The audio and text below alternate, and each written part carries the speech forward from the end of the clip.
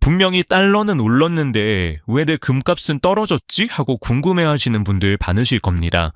2026년 3월 14일 바로 이 질문에서부터 오늘 한국 금시장 분석 한번 시작해 보겠습니다. 네, 바로 이 질문이죠. 달러는 올랐는데 왜 금값은 내렸을까? 이게 3월 13일 시장을 관통하는 가장 큰 의문이었습니다. 지금부터 그 이유를 데이터를 보면서 하나하나 뜯어보겠습니다. 여러분, 먼저 제 유튜브 채널 구독 버튼 눌러주시면 더 좋은 영상 만들 힘이 될 거예요. 정말 감사합니다. 자, 우선 이 현상을 제대로 이해하려면요. 국내 금 가격의 기준점, 바로 은행 고시 데이터부터 봐야 합니다. 3월 13일자 주요 숫자들부터 한번 짚고 넘어가죠. 표를 보시면요. KB국민은행의 24K 순금 기준 가격이 그램당 24만 3,540.25원입니다. 이게 전날보다 3,395.40원, 퍼센티지로는 1.38%가 빠진 거예요. 환율은 살짝 올랐는데도 말이죠. 이건 국제 금값이 떨어진 압력이 환율 상승 효과를 그냥 압도해버릴 만큼 훨씬 더 셌다는 뜻입니다. 네, 바로 이겁니다. 국내 금값을 결정하는 방정식을 아주 간단하게 보여주는 건데요. 한쪽에서는 원달러 환율이 올라서 금값을 밀어 올리려고 했는데 다른 한쪽에서 국제 금값이 훨씬 더 큰 힘으로, 그러니까 마이너스 1.43%나 떨어지면서 그냥 확 끌어내린 거죠. 이 두 변수가 어떻게 서로 싸우는지를 이해하는 게 정말 중요합니다. 자, 그럼 우리가 실제로 금을 살 때 더 익숙한 단위죠. 바로 돈, 3.75g 기준으로 한번 볼까요? 은행 기준 1돈 가격 91만 3,275.94원, 역시나 똑같이 1.38% 하락한 걸 바로 확인할 수 있습니다. 하지만 여러분, 이건 어디까지나 은행 기준가라는 걸 기억하셔야 돼요. 우리가 금은방에 가서 금 한 돈 주세요 하면 실제로 내는 돈은 평균적으로 107만 7천 원 정도입니다. 이 엄청난 가격 차이, 이걸 바로 소매 프리미엄이라고 부르는 거죠. 이 차트를 보면 그 가격 구조가 한눈에 딱 들어옵니다. 은행 기준가인 91만 3천 원대, 그리고 실제 우리가 사는 가격인 107만 7천 원. 이 사이에 갭 보이시죠? 여기에는 부가가치세 10%도 들어가 있고 유통마진, 또 여러 가지 기타 비용들이 전부 포함되어 있는 겁니다. 그렇다면 국내 가격을 이렇게 끌어내린 국제 시세는 도대체 어땠을까요? 이제 시야를 좀 더 넓혀서 글로벌 시장 상황을 한번 들여다보겠습니다. 국제 금값은 트로이 온스당 5만 68.72달러, 1.43%나 하락했습니다. 이건 말이죠. 서로 다른 두 개의 거대한 힘이 꽝 하고 부딪힌 결과예요. 한쪽에서는 지정학적 리스크가 금은 안전해 하면서 가격을 올리려고 했는데, 다른 쪽에서는 미국 인플레이션 때문에 고금리가 더 오래 갈 거야 라는 전망이 훨씬 더 세게 가격을 짓눌러 버린 거죠. 아시다시피 금은 이자가 없으니까 고금리 환경에서는 매력이 떨어질 수밖에 없거든요. 그리고 여기서 은을 한번 보면 더 흥미롭습니다. 은은 안전자산이면서 동시에 산업용 금속이잖아요. 이 이중적인 성격 때문에 하락폭이 훨씬 더 컸어요. KB은행 기준으로 은 시세는 무려 4.29%나 폭락했습니다. 금 하락률의 3배가 넘는 수치죠. 이걸 보면 은의 변동성이 금보다 훨씬 크구나 하는 걸 바로 알 수 있습니다. 좋습니다. 그럼 도대체 이런 가격 움직임을 만들어내는 근본적인 힘, 그 동력은 뭘까요?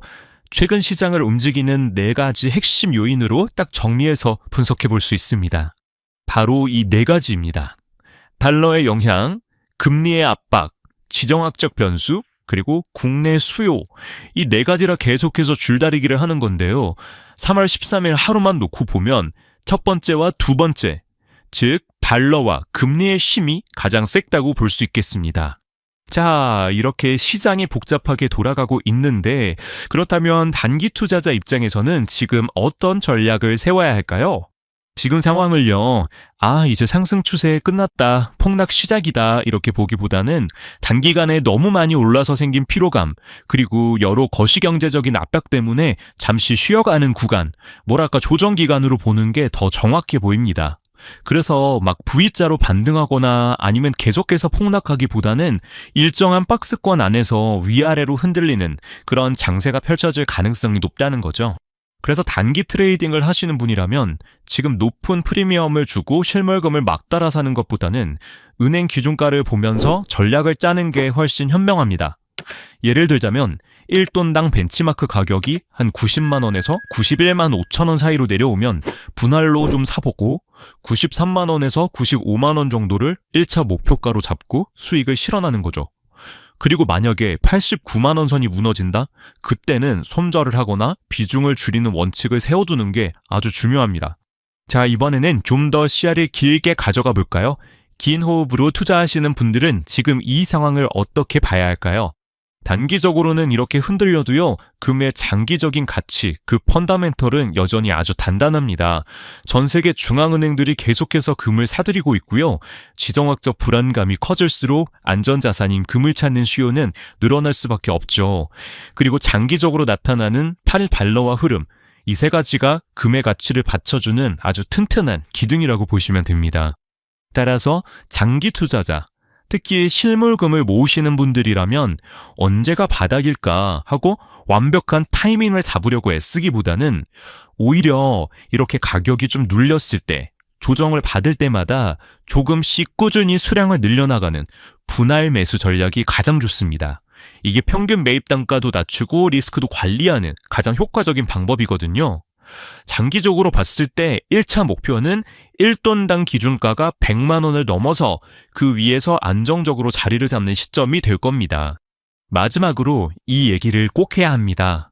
바로 다른 나라와는 다른 한국 금시장만이 가진 독특한 특징입니다. 이걸 알아야 시장을 대비로 볼 수 있거든요. 우리나라에서는요, 실물 금을 단순히 투자 자산으로만 보는 게 아니라 국내 경제가 좀 불안할 때를 대비하는 일종의 현실 보험처럼 생각하는 경향이 강해요. 그래서 국제 금값이 좀 떨어져도 이때다 하고 사려는 소매 수요가 탄탄하게 받쳐주고, 그래서 가격이 잘 안 떨어지는 그런 끈적끈적한 특성이 있습니다. 이 표를 보시면 한국 금시장의 구조적인 비용이 숫자로 딱 보입니다. 정말 흥미롭죠? 3월 13일을 기준으로 보면요, 우리는 은행 기준가보다 무려 17.9%나 비싸게 금을 사야 합니다. 그런데 반대로 팔 때는요, 기준가보다 3.9% 싸게 팔아야 해요. 이 사고 파는 가격의 차이, 이 스프레드가 바로 실물 금에 투자할 때 우리가 반드시 감수해야 하는 핵심 거래 비용인 셈입니다. 자, 오늘 살펴본 이 모든 데이터를 종합해보면 우리는 마지막 질문에 도달하게 됩니다. 지금 나타나고 있는 이 단기적인 조정, 여러분에게는 이것이 자산 가치가 하락하는 위기입니까? 아니면 더 긴 그림을 보고 더 낮은 가격에 좋은 자산을 담을 수 있는 기회입니까? 1560원, 2원. 네, 바로 이 숫자입니다. 이게 밤사이에, 그러니까 야간 거래에서 딱 찍히면서 시장 전체가 그야말로 초긴장 상태에 들어갔다고 보시면 됩니다. 아니, 근데 왜 다들 이 1,500원이란 숫자에 이렇게 민감하게 반응하는 걸까요? 이게 그냥 뭐 1,499원에서 1원 오른 그런 단순한 숫자가 아니거든요. 시장에 참여하는 사람들의 생각, 그러니까 심리랑 전략 자체가 완전히 바뀌는 아주 중요한 분기점, 변곡점이 되기 때문입니다. 오늘 우리가 살펴볼 내용은 이렇습니다. 먼저 지금 환율이 어떤지 딱 짚어보고요. 앞으로 단기 그리고 중기적으로 어떻게 흘러갈지 전망해 보겠습니다. 그리고 환율에 영향을 주는 핵심 요인 3가지를 뜯어보고 이걸 바탕으로 여러분들이 어떻게 대응해야 할지 그 전략까지 한번 짜보겠습니다. 마지막으로 시장 심리는 어떤지 최종 정리까지 해볼게요. 자, 그럼 첫 번째 순서죠. 지금 현재 환율 상황이 어떤지 정확한 숫자부터 확인하고 가겠습니다. 자, 표를 한번 보시죠. 3월 13일 종가 기준으로 달러왕 환율이 1493.7원인데 밤사이에는 1500.62원까지 갔었죠. 근데 여기서 정말 중요한 게 뭐냐면요, 이게 단순히 달러만 강해서가 아니라는 겁니다. 유로화 보세요. 1718원대죠. 엔화도 100엔당 936원대. 그러니까 이건 달러 대비해서만 원화가 약한 게 아니라 유로, 엔화에 대해서도 다 약하다는 뜻이에요. 한마디로 원화 자체의 가치가 떨어지고 있다는 신호를 볼 수 있는 거죠. 그리고 그 근본적인 원인 중 하나가 바로 여기에 있습니다. 미국 기준 금리가 3.50에서 3.75%인데 우리나라는 2.50%죠. 이 금리 차이가 무려 1.00에서 1.25%포인트나 납니다. 생각해보세요. 이자 더 많이 주는 곳에 돈이 몰리는 건 당연하잖아요. 그러니까 원화를 들고 있는 것보다 달러를 가지고 있는 게 훨씬 이득인 상황이 계속되고 있는 겁니다. 이게 구조적인 압박 요인인 거죠. 오케이, 그럼 지금 상황은 대충 파악이 됐습니다. 그럼 앞으로는 어떻게 될까요? 가장 궁금한 부분이죠. 원화의 단기 그리고 중기 전망을 한번 살펴보겠습니다. 일단 바로 내일 3월 14일 단기 전망부터 볼게요. 기본적으로는 원화 약세가 계속될 걸로 보입니다. 사실 시장은 이미 1,505원대까지 경험을 해봤기 때문에 1,500원이란 숫자가 완전히 처음 보는 미지의 영역은 아니에요. 그래서 우리가 주목해야 할 숫자들이 몇 개 있습니다. 아래쪽으로는 1,488원, 여기가 지지선이에요. 만약 여기가 깨지면 약세가 좀 진정될 수 있다는 신호고요. 위쪽으로는 당연히 심리적 저항선인 1,500원에서 1,500원 1원 사이. 지금 중요한 건 올라간다 내려간다 방향을 맞추는 게 아니에요. 이 각각의 가격대에서 시장이 어떻게 반응하는지 그 힘겨루기를 지켜보는 게 핵심입니다. 그럼 좀 더 길게 중기적으로는 어떨까요? 결론부터 말하면 원화가 갑자기 확 강세로 돌아서긴 어려워 보입니다. 당분간은 높은 레벨, 그러니까 대략 1,470원에서 1,505원 사이 이 박스권 안에서 계속 약세를 보이면서 변동성도 굉장히 클 거예요. 왜냐하면 악재가 많거든요. 국제유가는 배럴당 100달러를 넘보고 있고 중동 쪽 불안하죠. 아까 말씀드린 금리 격차도 여전하고요. 물론 1,500원 위로 올라가면 정부 당국이나 수출 기업들이 달러를 팔면서 저항이 엄청나게 거셀 겁니다. 자, 그럼 도대체 왜 원화가 이렇게 약세를 보이는 건지 그 근본적인 원인들을 한번 파헤쳐보겠습니다. 크게 세 가지 핵심 요인이 있습니다. 첫 번째, 뭐니 해도 미국 연준입니다. 연준이 기준금리를 3.50에서 3.75%로 묶어두고 있죠. 공식적으로는 데이터 보고 결정하겠다고 말은 하지만 시장은 이걸 금리 내릴 생각 별로 없구나 이렇게 받아들이고 있는 거예요. 게다가 유가까지 오르니까 미국 내 인플레이션 우려가 다시 커지잖아요? 그럼 연준은 더더욱 금리를 내리기 어렵겠죠. 더 높게, 더 오래 이 기조가 유지되면서 달러의 매력은 계속될 수밖에 없는 겁니다. 자, 그럼 두 번째 요인, 우리 한국은행은 어떨까요? 한국은행도 기준금리를 2.50%에서 움직이지 않고 있습니다. 앞으로 몇 달은 계속 이럴 것 같고요. 근데 이게 원화 약세의 주된 원인이라고 보기에는 좀 어려워요. 진짜 문제는 뭐냐면 지금 밖에서 불어오는 바람이 너무 거세다는 겁니다. 그러니까 연준이나 중동 리스크 같은 외부 충격이 너무 강력해서 한국은행 혼자의 힘으로는 이 흐름을 막아내기가 벅찬 상황인 거죠.